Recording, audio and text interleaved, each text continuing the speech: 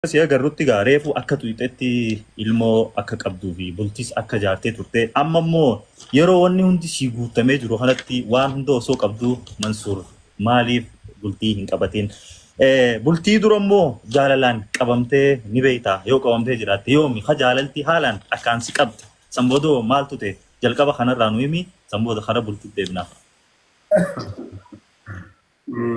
قالتهم يعني مسلمة الحمد لله مسلم نمو أنجا أفوريتي فودو نهي يممتي في كان بجنان أن أمن أفورجوت هذا وراك أبجده هنا سو غافن أفورجي يجرو هذا بناك أبجده عرفنو نكابان إن شاء الله نمولسا أما أفجرو هذا بناك أبجده ناسو أم غافن أفورجي يجرو أفرفان كنو كنا هذا بناك أبجدين Akkam afur bikka takka guutee moo wal jalaa hiitee?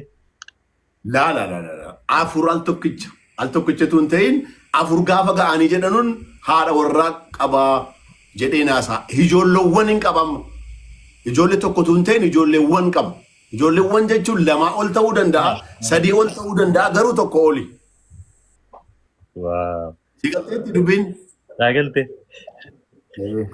So Mansuur bikka namni eegu jinjanaa fi jaalala laayifii akkasii keessan jiru jechuudha. Bikki inni jiru bakka biraati. Bakka sunnaana biyyoordofuu haadha manaa afur guuttatee akkasitti sanbooda akkasitti taa'uudhami. Bikka itti jirtu bikka sani malee bikka amma jinjanaa fi kana keessa jirtu jaalala maalii kana ala jirtu. Alhamdulillah an ituuni nama jana ta'ee ituun viidiyoodhaan dubaratti naasaa ta'ee ituun voice message dhaan akkana dubartii wajjin jana ta'ee waggaa afur TikTok kanarra hin jiru ambar. Viidiyoon natti hin argamne hin jiru out of sharia, out of humanity illee kataate. Suuraan natti hin argamne hin jiru, sagaleen natti hin argamne hin jiru. Garuu alhamdulillah ala diin al-Islaam waan koo hunda isliminnaan koo na sattaree na qabee dubartii ajnabiyyee wajjin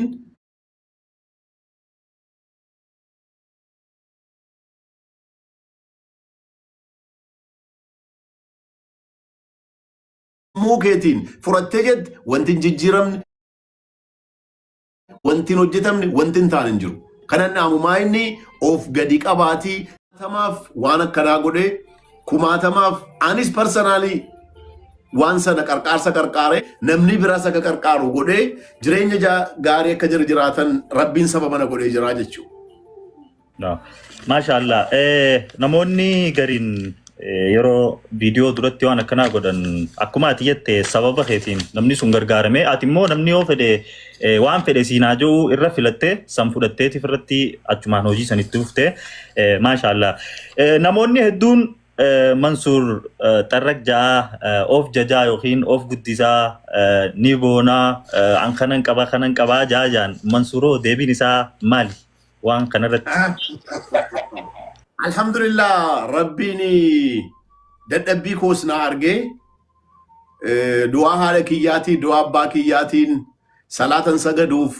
qulqullummaa koo argee arjummaa koo argee na qarqaaree amma har'aatti sadarkaan amma jiru keessatti namarraatuu waan barbaadiin waanan barbaade hojjedhee waanan barbaade nyaadhee dhugee qarqaarsa qarqaaruu barbaachisaa taanaan namattiin qarqaareen jira malee ani dhugaa soof jennaani namni gurranyaadha naan jedha al tokko rabbiin sii kennee gorroruunis rakkina qaba jedhee ilaalu gorroruu jechuun nu muslima amantaa islaamaatiin kibriyyaan baay'ee jibbamtuudha alhamdulillah nu kibriyyaan qabdu garuu namni takka jibbiinsa gatii qabuuf gurranyaa siin jedha malee wallahi abdii namni na argee na wajjin waajjira koo dhufee yookiin karaatti na argee yookiin hoteela takkatti daqiiqaa 5 daqiiqaa 10 na wajjin taa'ee taphatee jedhee achi booda namni akka keetiin jiru naan jedha. Garuu namni miidiyaa kanatti gaafa mul'atee jedhu qulqullooftee gaafa mul'attu uffata gaarii gaafa uffattu shittoo gaafa dibattu waanuma of jejaa wayiiti fudhata malee namni qaamaan na argee achi booda anaaf wattaaddara kiyya naa ta'a namni sun. Wale annama hojjetu jechuudha. Maashaallah. Garaagarummaa Mansuur miidiyaatii fi Mansuur lafaa jidduu jiru maali? Moo Mansuur tokkuma lafattis miidiyaa irrattis? Alhamdulillah miidiyaa irratti na agartu kunis kanuma qulqulluudha. Keessisaas bakkeensaas akkuma shittoo sanaa urgaa qaamaanis gaafa naa agartu akkuma shittoo kanaan urgaa'a argachuu namaan jibbu qananii namaan barbaada namni hojjetee argachuun barbaada positively wantundiyyuu namni tokko ta'ee wal qarqaaree of guddisu akka inni danda'u isarratti carraaqeen godha malee garaagarummaa baay'ee hin qabu dhugaa sabab jennan tasuma garaagarummaa iyyuu hin qabu waan asumanatti naa agartu malee waan fakkeessee godhus hin jiru fakkeessuus immoo hin danda'u kan koola amma namni kan hin galleef waggaa 4 fakkeessuu hin dandeessu ji'a 4 fakkeessuu hin dandeessa ji'a tokko fakkeessuu dandeessa waggaa 4 guutuu namni fakkeessuu hin danda'u an alhamdulillah waggaa 4 guutuu shittoon mandibataa jira waggaa 4 guutuu business class idaan indeema gaafan biyyaa ba'u waggaa 4 guutuu namni birii na gaafannaa inuman kennaa jira waggaa 4 guutuu guyyaadhaan birrii 1,000 amma birrii 10,000 kunoo social media kanarratti kennaan oola mobile card barattootaaf kennaan oola garuu namni kana hunda sirratti argaa of jaja siin jedha hattuudha siin jedha alhamdulillah ala din al-islam hanni haqqi nama kan nama akka ta'e gatii beekuuf Mansuur garuu waan kana keessaa hin qabu jechuudha. Wow, mashallah. Tole Mansuureen gaafii keenyaaf deebisaa nu kenne egaa namoonni akka biratti isa yaaddan kanuma an hin fakkeessu jechaa jira. Natti dhiyaadhaan alaalaa jechuu jira nam murteessurraa thank you galatoomi mee eeva miidiyaa kanarra dhufte chaalenjii guddaan si qunnamee yookiin akkaan wanni si gaddisiise ni jira eeva miidiyaa irra dhufte chaalenjii wanni sitte kan ati maan nuuf himtu. Abdii kiyya dhugaa soof jennaani wallahi rabbiin koo shaahidaa maal jedhama afaan oromootiin gaabbii jireenya kee keessatti maal gaabbite yoonaan jettee miidiyaa kanarra dhufu wallahi miidiyaa kanarra ba'uun akka inni na gaabbisiisee amma kanan arguu jalqabe maaliif jennaan an biyya Itoophiyaa keessan jira amantaa kiyya kabajeen jiraadha mootummaa kiyya kabajeen jiraadha personally immoo muummicha ministeeraa nan jaalladha jaalalli kun immoo namatti maal fakkaachuu jalqabe beektaa waa hattee waa corabbartee mootummaa waa gootee hanna wayii keessa seentee kana gatii qabuuf kan ittiin kabar gochuudhaaf jedheetu iyyuu malee namtichi kun jaalala sin qabuu sin jedhu inni kan Oromoo miti sin jedhu an Oromummaa I'm proud to Oromummaa kootti amantaa kootti nama jaallachuun nama kabajuun mootummaa koo kabajuun immoo shari'aan na ajajdi waan argame immoo haasa'uun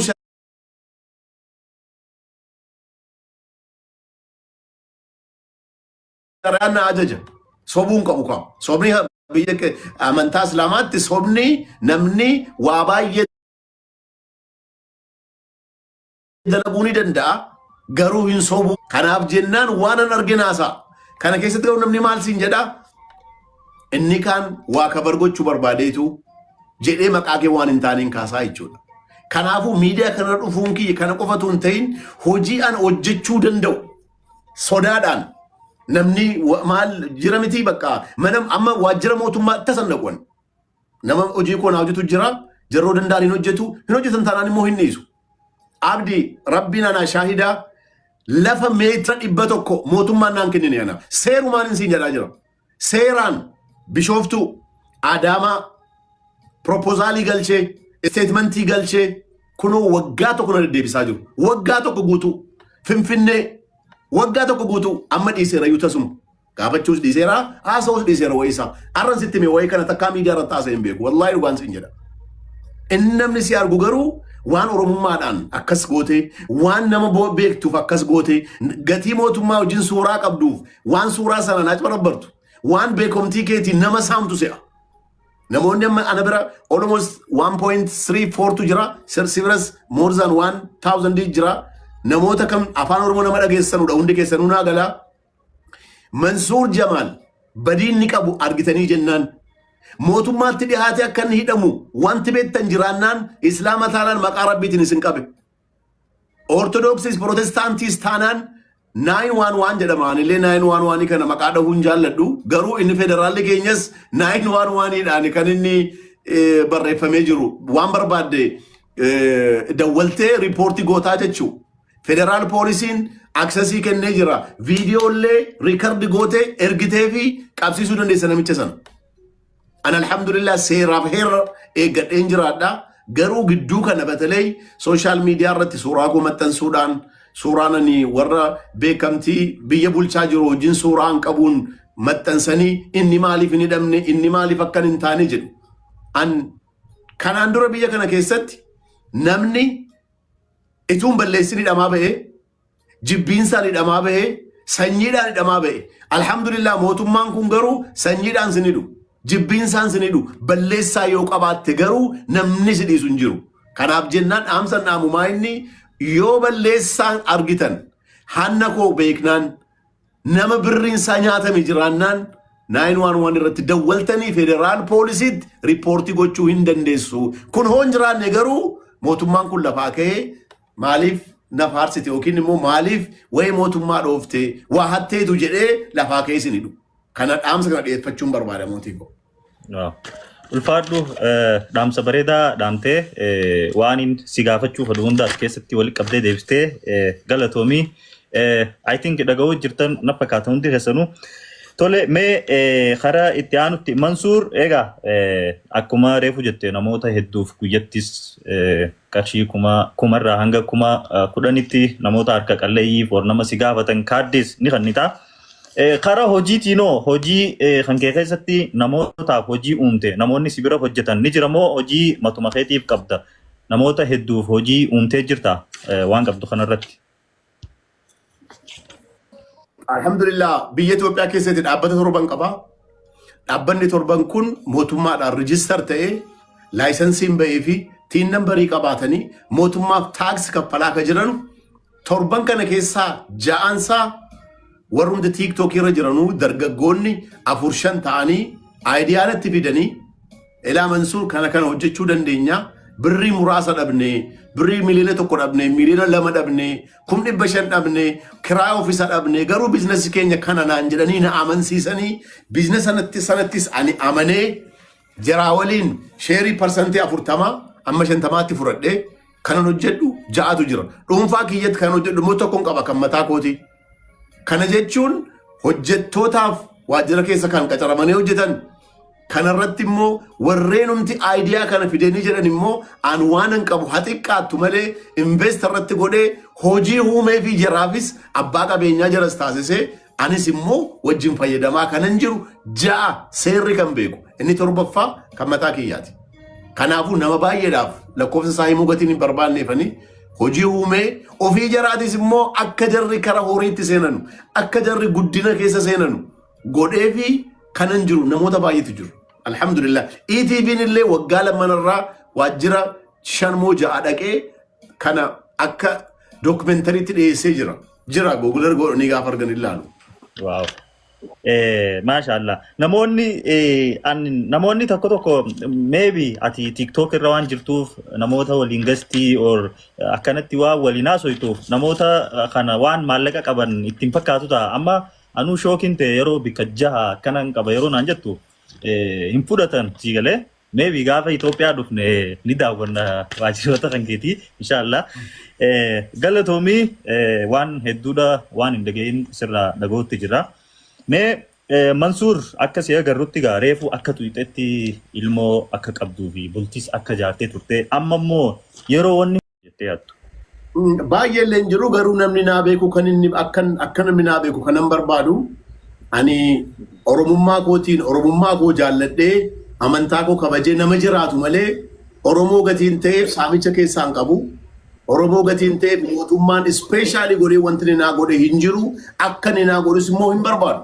Akka nama jiraataa biyya tokko akka nama sitizina biyyattii sadarkaa hundaa wajjin qixxee ta'ee kanan jiraataa jiru kan akka namni naa baruun barbaada. Namni baay'een sadarkaa inni na laalu akka carraa ta'ee wayii mootummaa yeroo naasa'u yeroo baay'ee ani kanan yaadu kanan beekus kanan ta'ee jirus proud ta'es kanan naasa'u biyyi koo jijjiiramaa jirti. Biyyi kun jijjiiramiinsa biyya kanaa keessatti immoo mootummoota amma biyya bulchaa jiran kan waan jijjiirama kana nuuf fidan jedhee gatii yaaduuf wayii jaraa yeroo baay'ee gatiin haasa'uuf akkuma silasiin jedhe saamicha keessa lafni mootummaan naa kennee amma irra deddeebi'ee haasa'uu hin barbaadu gaaffiyan bishooftuuf adaamaatti illee gaafadhe kunoo waggaa tokko na deddeebisaa jiru ammallee tasa dhiiseen jira bara bakka natti ta'afu jedheen hojii biraa biizinasii biraa jalqabeen jira kanaaf jennaan namni kan naan barre akka inni naa baru kanan barbaadu an akka citizen biyyattii tokko ta'een jiraataa jira malee special requesting kan naa kenname hin jiru balleessinaan akka namaatti nan hidhama hojjennaan immoo rabbiin rizqii koo naa kenninaanis bu'aa buufadheen jiraataa jira kanaan ala Oromoo gatiin ta'eef mootummaa gatiin haasa'uuf specially wanti naa godhame hin jiru akka naa godhamus immoo hin barbaadu kana bicha akka namni naa baruun barbaada jechuufan siin jedhe. Thank you. Galatoom ilfaadhu. Tole Mansuuree gaafileen itti aantu akkana jetti wantoota kana yoo gootee jiraattee yeen godhe yookiin yoo hin godhin lakki jettee qofa deebistaa diiteela gaafii barbaaddu miti. Qabeenyan qaba jettee nama miitee ni beeyta. Taas abadan amantaan kuus naan eeyyamtu. Biizinasa hojjenna jettee maallaqa namarraa fuutee dhorkattee ni beeyta. Abadan jiraannaan adaraasitti saa'imanuu 911 federaalitti dawwalanii riipoorta godhan. Maaliif nama miidiyaa ta'e jettee sheenoytee ni beeyta? Baay'ee yeroo baay'ee ammallee sitti maan jira kunu. Silaayin Oromoo turuu baaddeettee sheenoytee ni beeyta? Abadan piraawudii guddaan qaba Oromummaa kootti. Oromoon saba guddaadha. Jaalalaan onneen ta'e si cabxee ni beeyti? Alhamdulillah wanta kanaallee takka dabare isaatiin beekti. Jireenya keetitti akkaan rakkattee ni beeyta? Allama sadii ala baay'ee. Hiriyaa kee nama sitti dhiyootiin ganamtee ni beeyta? Allama sadii sirrii. Osoo hin fedhiin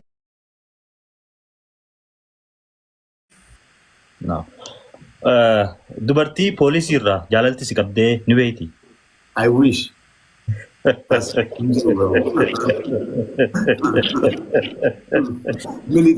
Militarii uffattee inta I think militariidhaan wal hammatanii deemuun kun waan taatu natti hin fakkaattu.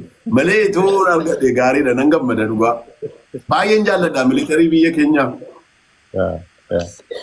Jaalallee saahiba keetii osoo silaatii taate jettee hawwitee ni beeyta? أعوذ بالله من الشيطان الرجيم.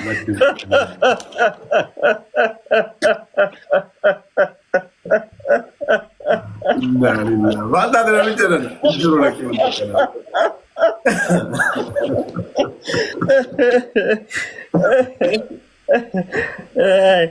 Okay. Galatoomii mee gaafilee teenya karaa xumuratti achi deemnu jira. Okay, gaafilee itti aantu tana akkuma kana fakkaatutti hanga takka daftee na deebisuu qabda 5 second daftee. Mansuuree nyaatarraa maal akkaan jaalattu? Marqaa boqqolloo.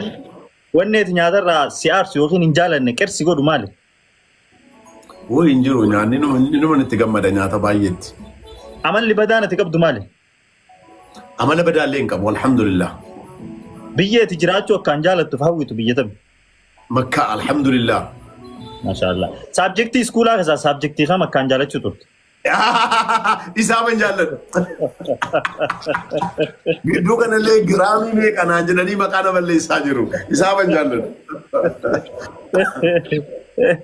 Sagalee bareedduun addunyaa tanarraa siif taatu yookiin sitti toltu sagalee akkamii? Sagalee Quraanaa. Maashaallah. Yeroo kophaa kee jirtu wallee akkam wallifte?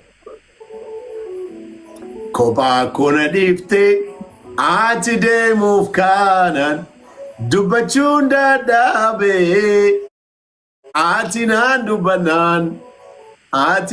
dubbannaan isa jedhu. Waaw wallee kophaati kun. Okay.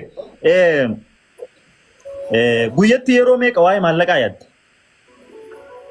Ani bakka salaata keessa qofan wayii maallaqaa yaadu malee out of salaata waqtii shanan booda maallaqaa yaadaa oola. Waaw. Biizinasaan alatti wanni ati akkaan hojjechuu jaalattu maali? Ispoortii, jiimii. Guyyaa tokko qofaaf nama tokko waliin ture yoo siin jaan eenyu waliin turuu feeta? muummee ministeera prime ministeerii keenya. Wow. Wanni akkaan si mufachiisu maali? Namni na sobuu. Wow. Tole. Galatoomii gaafii teenya ammallee karaa xumuratti achi deemna. Mee Mansuureen tiktaakarraa yookiin tiktaakarootarraa nama sadii namoota kan jaalatu or dinqisiifatu walliftoota nama 4 akkasumas sheekoota nama 4 mee nuuf himi. Jalqaba tiktaakarootarraa. Kan tiktokarootaas kan weellistootaas natta'afu sheekota naa wayya maaliif jennaan 4 caalaan beekata. Ayno okay. Ayye abshir uma ayye sheekotarraa nuuf himi. Sheeka Baalee nan jaalladha. Sheeka Baalee ni beektaa? Yaa Sheeka Roobee. Sheeka Roobee baay'ee nama natti toludha. Ustaas Kaamil Shamsuu. Okay. Sheeka Harar maqaan isaanii nu hangalu. Amin? Amin baay'ee nan jaalladha. Yaasin Nuruu, Ustaaz Ahmadiin Jabal baay'ee namootan baay'ee dinqisiifadhu keessaa.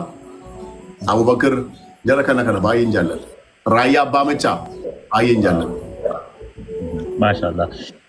Tole mee Mansuuree osoo karaa xumuraa hin deemin dura dhaamsi yookiin immoo akka hawaasatti wanni hawaasa kanaaf dhaamuu barbaaddu ni jira.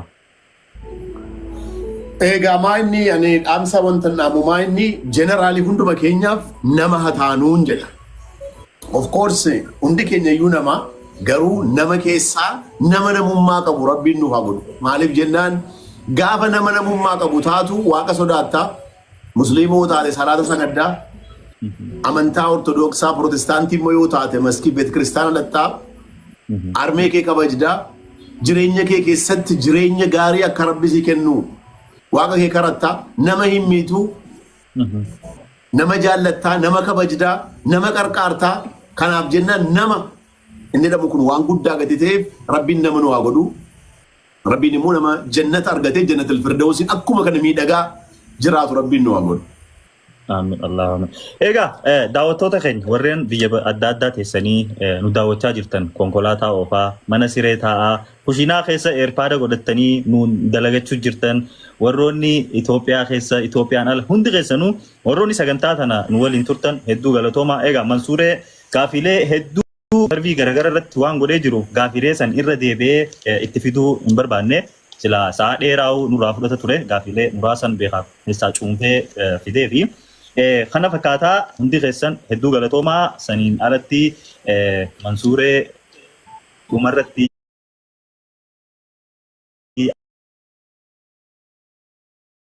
siidii qabantaa saniif gabaabsinee sagantaa Mansuuree kiyya dhumarratti ammas carraa siifin kannaa waan jettu yoo qabaatte jedhii sanboota adda baanaa anis hin beeku.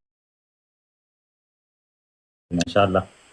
Galatoomii abdii kiyyaa wanti guddaan maayinni ispeeshaalii warreen saba Oromoo taatan yeroo baay'ee sabni keenya miidiyaa kanarratti baay'ee of sodaata. Miidiyaa kanarratti baay'ee hin dhufnu. Miidiyaan garuu humna. Miidiyaan garuu saba kee eenyummaa kee kan ittiin beeksifattuudha. Kanaaf jennaan uummata Oromootiif kanan naamu maayinni amma akkaataa danda'ameen baay'inaan miidiyaa keenya miidiyaa gaarii godhannee waan gaarii itti fayyadamnee